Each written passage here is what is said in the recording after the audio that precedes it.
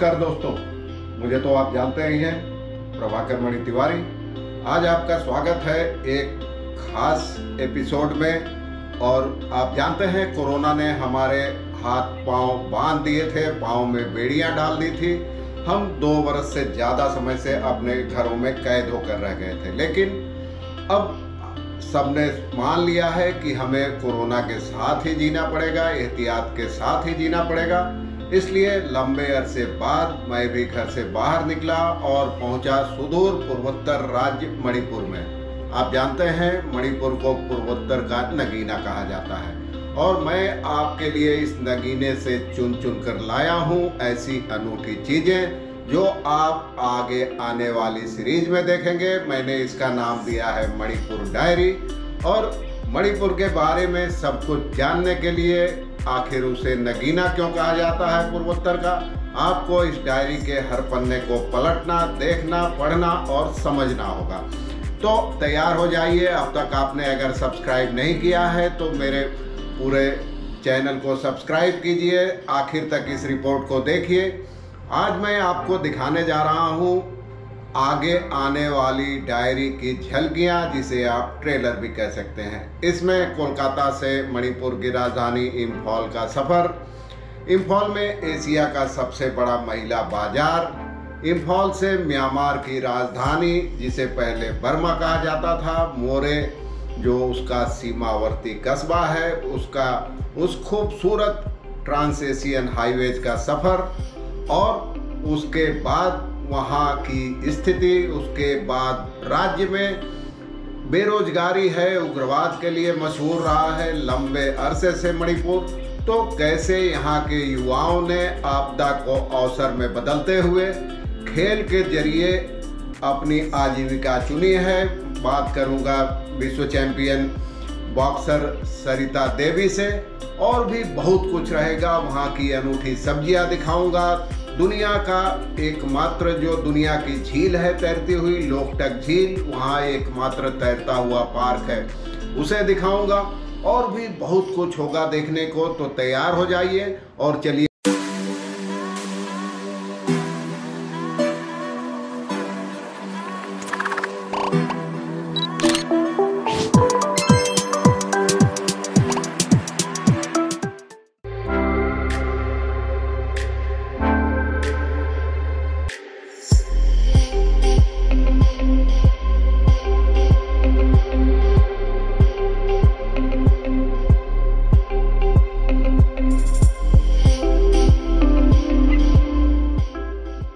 मैं एयरपोर्ट पहुंच गया हूं, मेरे पीछे आप देख सकते हैं। अब चलो कुछ चाय वाय पी लिया जाए।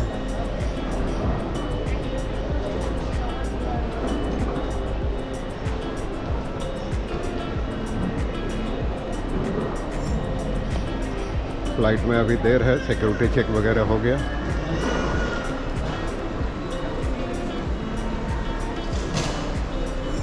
चलते हैं, देखते हैं अपना गेट किधर है। 106 नंबर गेट है इम्फॉल जाने वाली फ़्लाइट।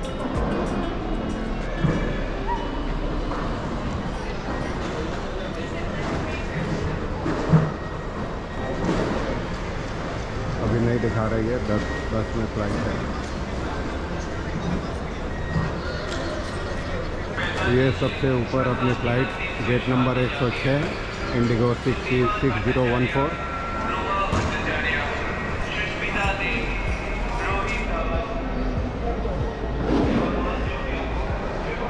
बहुत भीड़ है सुबह सुबह एयरपोर्ट पे। कलकत्ता खासकर बहुत भीड़ होती है, इतनी ज़्यादा उड़ानें हैं। आज़ादी का Amrit Mahotsav, Indian air force, food terminal, इधर गेट नंबर 101 से 109। इधर देखते हैं आगे चल के क्या क्या है, पीने का पानी वगैरह, थोड़ी चाय पी जाए कहीं।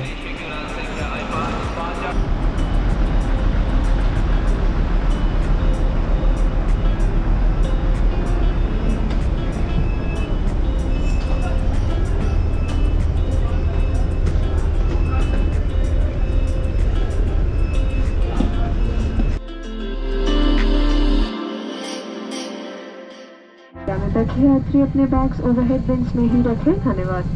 Ladies and gentlemen, please keep your big bags in the overhead bins above your allocated seats. Request you to put your small bags under the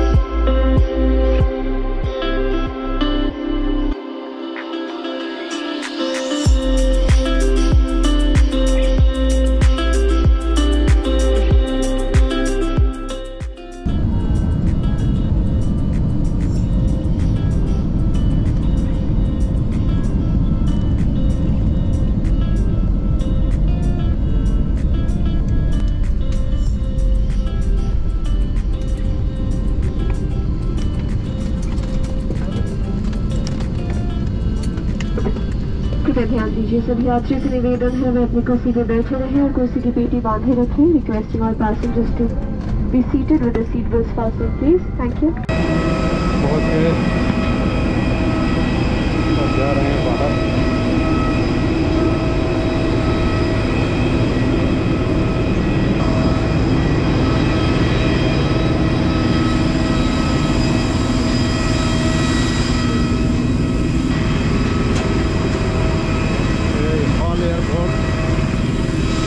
Imphal airport.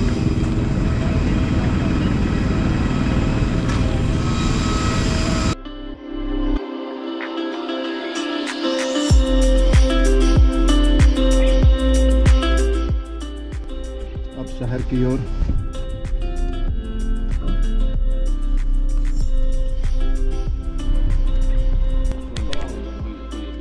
देखिए ऐसे ही बनाया जाता है, बना रहे हैं, उसके बाद लकड़ी को रंग रहे हैं। रंग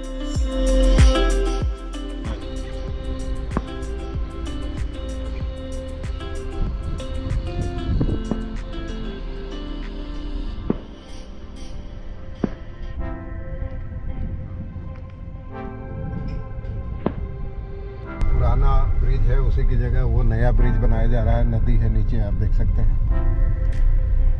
आ गए हम लोग मोरे। ये बोर्ड है, मोरे की सीमा में आ गए। मैं मोरे शहर में हूँ, अभी अभी पहुँचा हूँ। दिलचस्प बात यह है कि जब कलकत्ता का समय मोबाइल में 12:30 बजे दिखा रहा है दोपहर, तो यहाँ 1:30 बजे दिखा रहा है, यानी 1 घंटे का टाइम डिफरेंस है। इससे समझिए भारत में कैसी कैसी जगहें हैं और कितना टाइम जोन है यहाँ।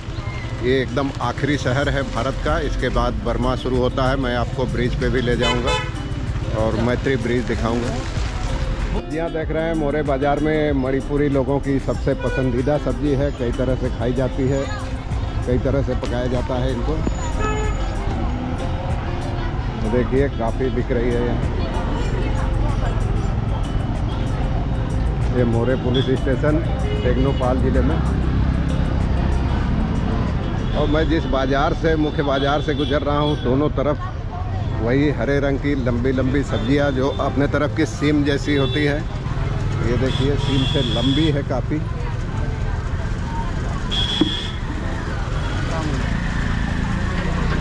बाज़ार के दोनों तरफ आप देखें वही सब्जी दिख रही है। पहले बाज़ार वहाँ शेड के पास लगता था, लेकिन अब जब सीमा बंद है तो बाज़ार उठकर यहाँ चला आया है। और ये देखिए तमाम बर्मा की बनी चीज़ें यहाँ भी दिख रही हैं। यहाँ की बनी चीज़ें हैं।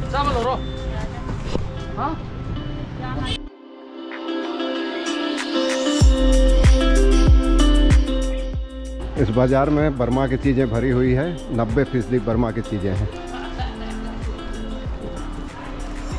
पहले गेट के पार जो सेट्स बने हुए हैं मार्केट, उसमें बाज़ार लगता था। अभी यहाँ बर्मा के भी कई लोग दुकानें चलाते हैं। नमस्कार, मैं अभी हूँ भारत बर्मा गेट पर, मैत्री ब्रिज पर। यहीं से होकर बर्मा जाया जाता है। और कोरोना के कारण 2 वर्षों से ये गेट बंद है, नहीं तो सड़क के रास्ते इसी ब्रिज पार करके, कस्टम पार करके और वीज़ा और पासपोर्ट के साथ तमाम लोग बर्मा, रंगून और उसके आगे थाईलैंड तक जाते हैं। लेकिन ये बंद है। मैंने आपको दिखाया। गेट बंद है, नहीं तो चहल पहल होती थी काफ़ी यहाँ। और ये मीनल नदी है, मीनल नदी के ऊपर बना ये पुल ही भारत बर्मा की सीमा है। आधा ब्रिज भारत में है, आधा बर्मा में है, लेकिन इस समय यहाँ सन्नाटे का आलम है, सुनसान है। मेरे पिया गए रंगून, वहाँ से किया है टेलीफोन। 1949 में पतंग फिल्म का ये गाना सुन सुनकर कई पीढ़ियाँ बड़ी और बूढ़ी हो गई। यहीं से हजारों लाखों के पिया रंगून गए थे और ये बर्मा कहा जाता था, जो अब म्यांमार है। और यही गेट पार करके हजारों लाखों प्रियतमाओं के पिया बर्मा गए थे और रंगून गए थे। और अब भी उनमें से कई लोग सीमा पार कर यहाँ बसे हैं, लेकिन 2 साल से कोरोना के कारण आवाजाही ठप है, गेट बंद है, आप देख रहे हैं। और लोग आना जाना ठप है, सन्नाटे का राज है यहाँ। और बर्मा यहीं से अगर गेट खुला रहता तो कुछ दूर तक मैं भी जा सकता था। सामने बर्मा है, मीनल नदी है यहाँ। आधा ब्रिज भारत में है, आधा बर्मा में है, जो अब म्यांमार हो गया है। और म्यांमार के बहुत सारे लोग मैंने आपको दिखाऊंगा कि बाज़ार में यहाँ काम करते हैं। और ये सड़क आगे तक चली जाती है, फिर यहाँ से बर्मा है, ये नो मैंस लैंड है, नदी ब्रिज है। तो देखते रहिए। जैसे तो मेरे चैनल को सब्सक्राइब करें, मित्रों और परिजनों के साथ शेयर करें ऐसे अनूठे वीडियो देखने के लिए। धन्यवाद, नमस्कार। चलिए आगे देखते हैं।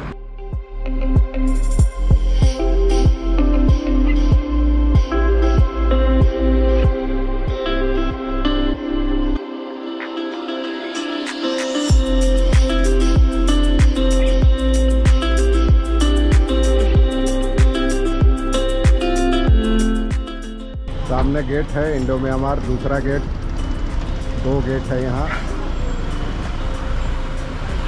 ये मैत्री गेट है और दूसरा 1 नंबर गेट जिसको कहते हैं वो मैत्री ब्रिज है।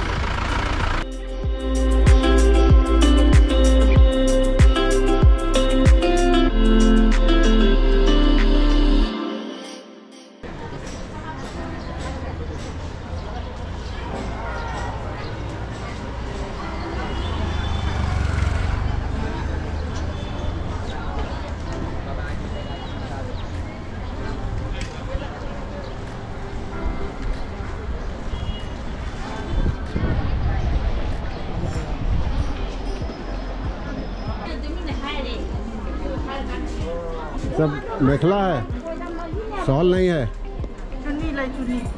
चुन्नी। अभी कैसा है? मेखला चुन्नी को भी है, मेखला और चुन्नी। अच्छा, अभी बिजनेस कैसा है? सेल कैसा है?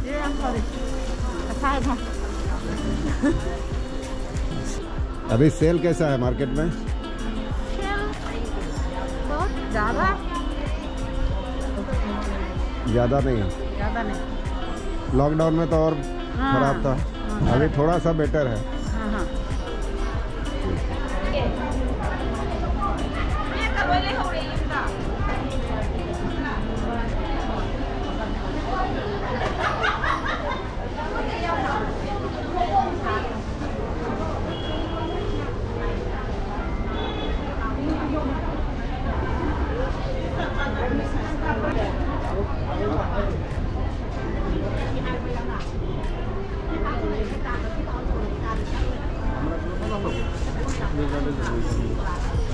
तो ये शॉल है मणिपुर, क्या प्राइस है? 500।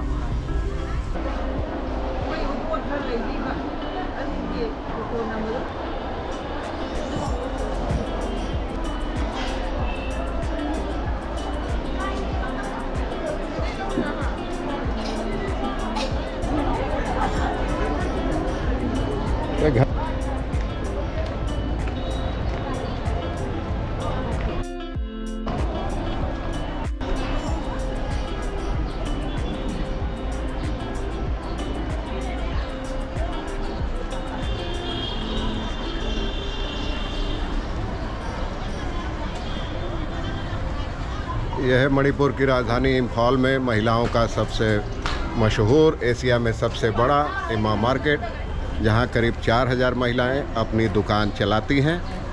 और ये अद्भुत है, एक पूरे एशिया में 3 बाज़ार हैं अब 3 हिस्सों में, 2 पुराने थे, एक नया बना है, एक कपड़ों का, एक फल का और एक बाकी मिले जुले सामानों का। कपड़ों का ज़्यादा है स्टॉल,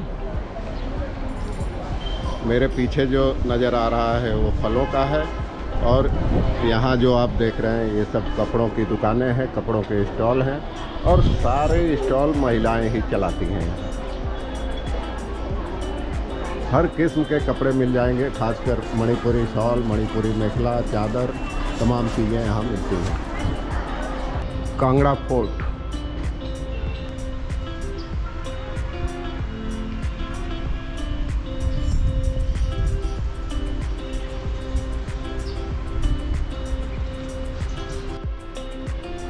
मुख्य दरवाज़ा। मैं इस समय मणिपुर की राजधानी इंफॉल के कांगड़ा फोर्ट में हूँ। ऐतिहासिक किला है, इसका इतिहास भी आपको बताऊंगा, पहले दिखा देता हूँ। ये मुख्य दरवाज़ा है जहाँ से मैं अंदर आया हूँ, और वो सामने किला दिख रहा है। आगे जाकर उधर श्री श्री गोविंद जी का टेम्पल है, सामने म्यूजियम है, ये सड़क जाती है। ये किले का दरवाज़ा है।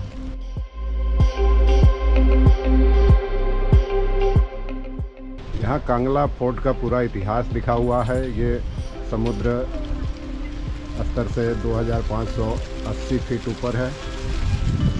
देख सकते हैं लिखा हुआ है महाराजा बोध चंद्र की समाधि है। वही महाराज थे मणिपुर के जब देश आज़ाद हुआ, और 2 साल बाद मणिपुर भारत में शामिल हुआ। बोध चंद्र ने ही उस समझौते पर हस्ताक्षर किए थे।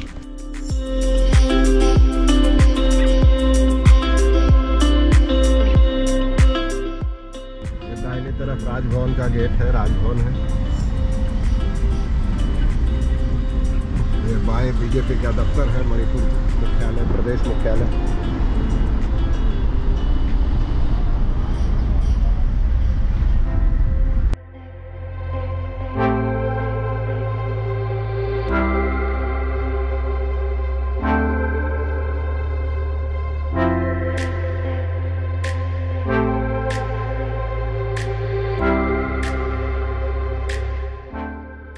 पहुंचने वाले हैं जापानी वार सिमेट्री। दूसरे विश्व युद्ध की यादें हैं, उसी की याद में स्मारक बना है, अभी दिखाऊंगा। सामने गेट दिखाई दे रहा है, ये इमारत दिखाई दे रही है, पीछे पहाड़ियां हैं। ये है, आप देख सकते हैं, इंडियन पीस मेमोरियल। दूसरे विश्व युद्ध की याद में बनाया गया था यहाँ, विश्व युद्ध खत्म होने के बाद। ये है वार सिमेट्री। टिकट लेना पड़ता है, अंदर जाने के लिए टिकट लेना पड़ता है। मैं अभी ठीक गेट के बाहर ही खड़ा हूँ, मेरे पीछे आप देख सकते हैं। काफ़ी धूप आज निकली है, मौसम इंफॉल में बदल रहा है। सुबह शाम ठंड होती है, सर्द होती है रातें, जबकि दिन में धूप काफ़ी तेज़ है। अभी टिकट लिया मैंने, देख सकते हैं इंफॉल पीस म्यूजियम, एकदम हाईवे के किनारे ही बना है।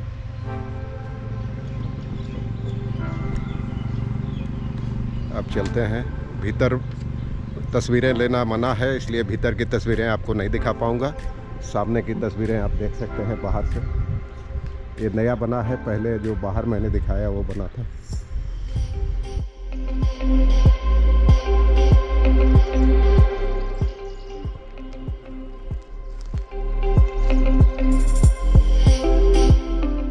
जहाँ तक निगाहें देख सकती है झील ही नज़र आ रही है। 287 वर्ग किलोमीटर इसका क्षेत्रफल है, जैसा कि मैंने आपको बताया। हजारों लोग इसी पर निर्भर हैं आजीविका के लिए। और ये जो गोल गोल आप देख रहे हैं, ये जगह भी बदलती रहती है, और इसमें मछलियाँ हैं। मछली पालन, मछली पकड़ने का काम होता है।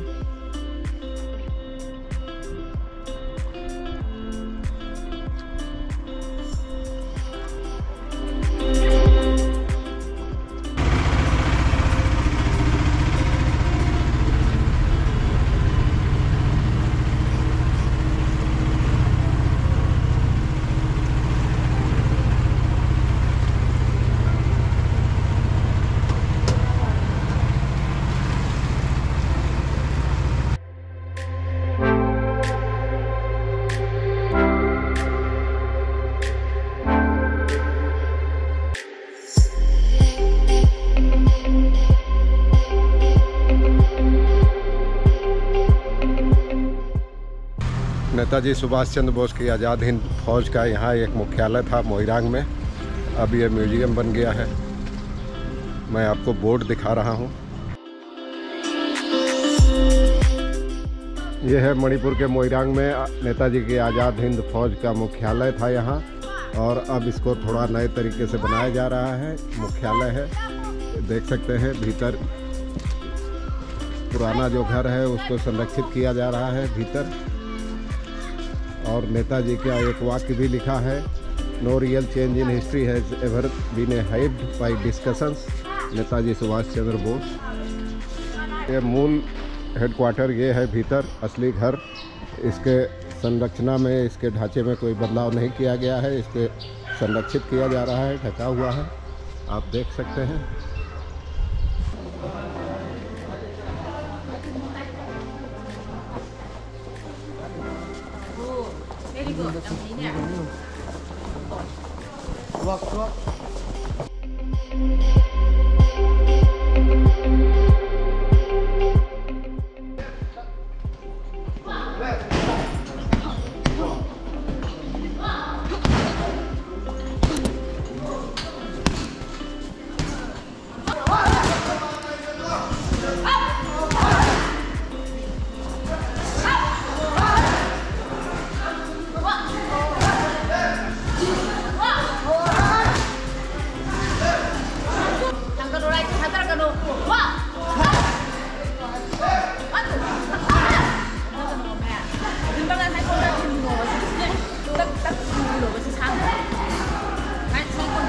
मणिपुर में बहुत तरह की दिक्कत है, दूर का राज्य है, सुविधा उतना नहीं है मेन स्ट्रीम जैसा, फिर भी इतना स्पोर्ट्स कल्चर कैसे डेवलप हो रहा है मणिपुर में? मणिपुर में हमारा जो कल्चर है, स्पोर्ट्स कल्चर है, जैसे फेस्टिवल में भी हमारा स्पोर्ट्स होता है, जैसे होली वगैरह होता है। बचपन से हमने देखा है होली वगैरह में स्पोर्ट्स होता है। कोई भी त्यौहार आता है तो हमारा प्रायोरिटी स्पोर्ट्स देता है। जो छोटा जो कम्युनिटी है वो वहीं पे हम स्पोर्ट्स इवेंट रखते हैं। उस वजह से जैसे यंग जो टैलेंट है स्पोर्ट्स में आगे करना चाहता है वही आते रहते हैं। और उस वजह से मणिपुर में छोटा सा स्टेट है और बहुत दूर से है, तो फिर भी यहाँ का जो लोग है स्पोर्ट्स में इतना इंटरेस्ट लेता है ना, तो उस वजह से है ना वो पता ही नहीं चलता कब हम टॉप लेवल में पहुँच गया और अपना खेलते खेलते अच्छा मंजिल तक पहुँच गया और अपना स्टेट और नेशनल का नाम रोशन किया। हम देख रहे हैं छोटा छोटा बच्चा में भी एक अंदर से इच्छा है, स्पोर्ट्स के प्रति लगाव है, हार्ट फीलिंग है। अभी देख के बहुत अच्छा लगा आपका एकेडमी। हम तो कलकत्ता से आए हैं। तो और आप क्या करती हैं ग्रूम करने के लिए? लोगों को क्या बोलती है ना? बच्चा लोग अपने से आता है आपके एकेडमी में?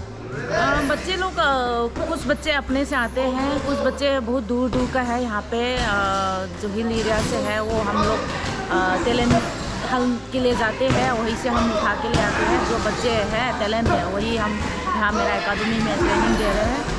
और उसको मैं क्योंकि मणिपुर में इंफ्रास्ट्रक्चर का बहुत कमी है, गांव में भी बहुत हिल एरिया में बहुत कम है। तो हिल एरिया का जो बच्चे हैं हम जाती है, अवेयरनेस देता है, स्पोर्ट्स अच्छा है, स्पोर्ट्स खेलने से करियर बन सकता है। तो वो सब चीज़ें हम अवेयरनेस देने के बाद हम वो माँ बाप को बोल के पिकअप करके यहाँ पे एकेडमी में ले आती हूँ और वहीं पे यहाँ पे ट्रेनिंग देती हूँ। और सरकार से कितना इसमें मदद मिल रहा है स्पोर्ट्स को ग्रूम करने में? अभी तक मेरा एकेडमी में मैं ये जो इंफ्रास्ट्रक्चर है मैंने खुद डेवलप किया है, मैंने खुद बनाया है। अभी तक गवर्नमेंट से कोई भी हेल्प नहीं मिला है, सेंट्रल गवर्नमेंट से लेके स्टेट गवर्नमेंट तक। तो अभी शायद इलेक्शन के बाद थोड़ा कुछ मैं कोशिश करूँगी मिलने के लिए। आपको लगता है गवर्नमेंट से थोड़ा हेल्प मिले तो और ज़्यादा स्पोर्ट्स कल्चर प्रमोट होगा और ज़्यादा स्पोर्ट्स पर्सन सामने आएगा नेशनल इंटरनेशनल लेवल पर? हाँ ज़रूर आएंगे। जैसे मैं एक छोटा सा गांव से निकले थे, उस दौरान में कोई भी फैसिलिटी नहीं था। मैं अभी 20 साल अपने देश के लिए मैंने नाम रोशन किया, खेला है। अभी घर पे आके मैं अपना जो मोहल्ले में है, यहाँ स्टेट में जो बच्चे टैलेंट बच्चे हैं उसको मैं ट्रेनिंग देना चाहती हूँ और नेशनल लेवल अपना देश का नाम रोशन करना चाहती हूँ। तो मैं यही बोलना चाहूँगी गवर्नमेंट से थोड़ा सा मुझे हेल्प मिल जाएंगी और इंफ्रास्ट्रक्चर डेवलप करने में और भी अच्छा एक स्पोर्ट्स कॉम्प्लेक्स बनाने में तो बहुत बड़ा मुझे अच्छा हो जाएंगे। और जो यंग बच्चे जो टैलेंट बच्चे हैं वो लोग के लिए भी बहुत फ्यूचर ब्राइट होंगे, वही बोलना चाहती हूँ। और मणिपुर में और ख़ास करके नॉर्थ ईस्ट में बहुत बच्चे ड्रग्स ले रहे हैं। क्लास 6-7 जो बच्चे हैं ड्रग्स ले रहे हैं, वो लोग से भी हम ड्रग्स से भी हम बचा सकते हैं और वो लोग को स्पोर्ट्स लाइन में लाके और क्राइम से हम बचा भी सकते हैं और उसको फ्यूचर बनाने में हम हेल्प कर सकते हैं।